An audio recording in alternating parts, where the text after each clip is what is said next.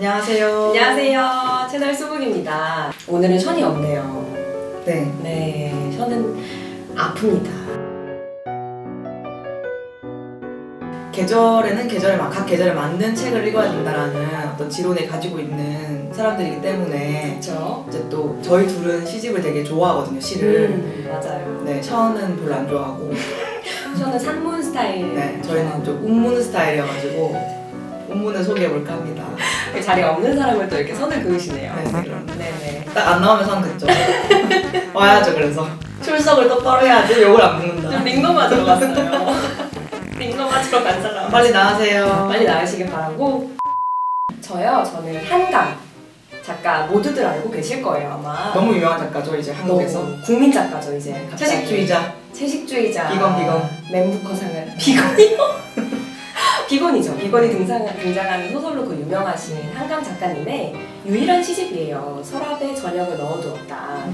아마 다른 분들도 이거 보시는 분들도 많이 보셨을 책일 수도 있을 것 같아요. 유명하죠. 유명한 책이죠. 문학가 지성 시인선에서 나온 건데 2013년 11월에 나왔더라고요. 근데 지금까지도 좀 사랑을 받는 시집인 것 같아서 저는 일러스트가 좀 한티가 그렸나요? 약간 본인이 그렸을 수도 있다는 썰이 있어요. 네, 본 것 같은데 이 썰에 대해서 정확히. 특히 저는 한강 작가님이 굉장히 겨울 또는 추위와 잘 어울리는 작가라고 생각을 합니다. 실제로 작품 중에 겨울이나 이렇게 추운 어떤 배경인 소설들도 되게 많고 여기 시집 안에도 사부 전체가 거울 저편의 겨울이라는 시들의 연작으로만 되어 있어요. 거울 저편의 겨울 1, 2, 3, 4, 5, 6, 7, 8, 9, 10, 11, 12까지 해서 다 같은 제목인데 그러니까 겨울이랑 되게 잘 어울리는 시들이 많이 들어가 있다는 거죠. 그리고 저는 개인적으로 약간 겨울에 좀 죽음이나 소멸 같은 이미지를 많이 떠올리게 되잖아요. 네. 나무들도 다 이제 잎을 떨구고 그런 뭔가 죽음의 이미지가 사실 되게 많이 녹아 있어서 쓸쓸하고 좀 우울한 그렇기 때문에 겨울에 또 읽어봐야 되는 책이 아닌가 그렇게 생각을 합니다. 그렇군요. 네. 한강 작가님이 사실 시로 등단하셨다는 사실을 알고 계셨나요? 네, 그럼요. 사실 시로 데뷔를 하셨어요. 그런데 그 뒤로 시집을 한 번도 내시지 않다가 2013년이 되었을 때 그러니까 그녀의 등단 20년 만에 시집을 내신 거죠. 1993년에 등단하셨거든요. 등단이 몇 살 때 한 거야 대체? 70년생이니까 24살에 하셨나요? 천재네요. 그렇죠.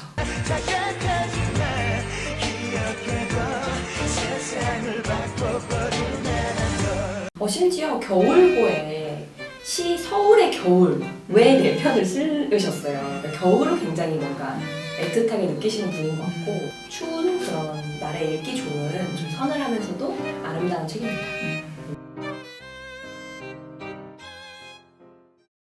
안평은 어떤 시집을 가져왔나요?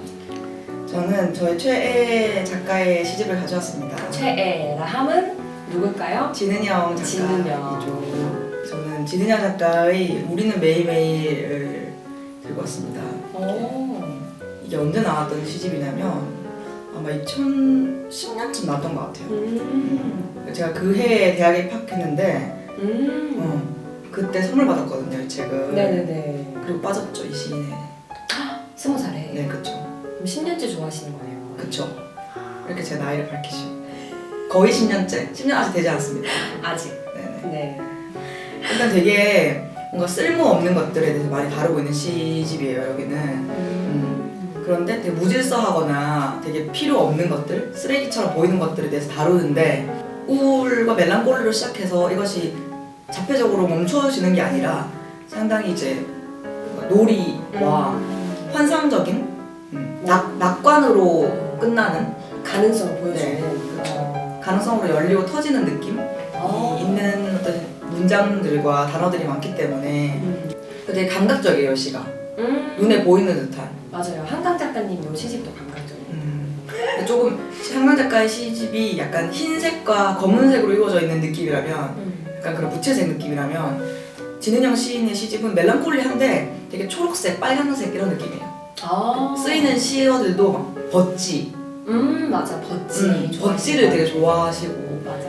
뭔가 붉은 것들이 터지고 주머니에서 뭘 넣고 넘어졌다 라든지 뭔가를 훔친다든지 뭔가 그런 이미지가 되게 많거든요. 맞아, 훔치는 이미지 되게 많죠. 그리고 푸른 이미지라든지 물의 이미지, 플랑크톤의 이미지, 뭔가 이런 색깔이 확실히 들어가는 것들이 많이 쓰여요. 그래서 약간 우울하면서도 우울에 갇히지 않는 시를 읽고 싶으신 분들에게 추천합니다. 좋네요.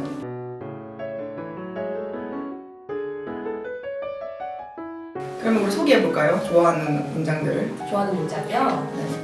저는 한강 작가님이 많이 쓰시는 이미지들 중에 약간 안경에 말했듯이 약간 흑백 그런 이미지들이 있어요. 그러니까 거울같이 서로를 비추는 이미지들인데, 그러니까 나랑 너가 비출 수도 있고, 나랑 죽은 사람이 비칠 수도 있고, 나랑 아예 다른 세계에 있는 사람이 비칠 수도 있는데, 그런 거울상적인 이미지를 많이 쓰시다 보니까 어느 날 운명이 찾아와서 나한테 내가 너의 운명이란다 라고 말하는 문장으로 시작하는 서시라는 게 있어요. 거의 끝부분에 있거든요. 어느 날 운명이 찾아와 나에게 말을 붙이고 내가 내 운명이란다. 그동안 내가 마음에 들었니? 라고 묻는다면 나는 조용히 그를 끌어안고 오래 있을 거야. 이렇게 시작을 하는 시인데 굉장히 아름답고 처연합니다.